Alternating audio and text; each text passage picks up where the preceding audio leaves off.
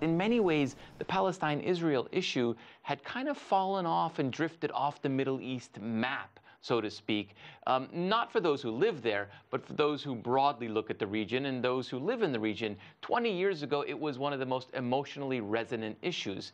Today, because there's so much else going on, whether it's the rise of ISIS or the Arab uprisings or the Shiite-Sunni sectarian split, that Palestine-Israel had been crowded out. Now, with this move of President Trump moving the embassy to Jerusalem, he's brought it back front and center, ironically. And so those embers that were a little bit cool are hot again. You know, once you get into these situations where there's a protest and bullets are fired and you know, a counter protest, and before you know it, things can escalate, and things can escalate even more now, in particular, because you have groups like Hezbollah that have a whole lot more missiles today than they had 5 years ago, for example. And you know, you have Iranian forces in Syria, for example. We're already dealing with enough of a tinderbox in the region. In Syria alone, you've got US forces, you've got Iranian forces, you've got Russian forces.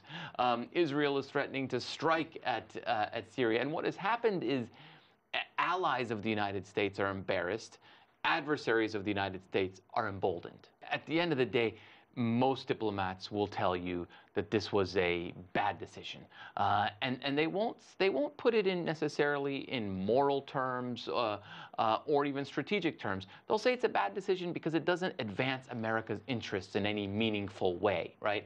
And you know, maybe it advanced President Trump's own domestic re-election interest because you got to shore up your base and then fight for the middle.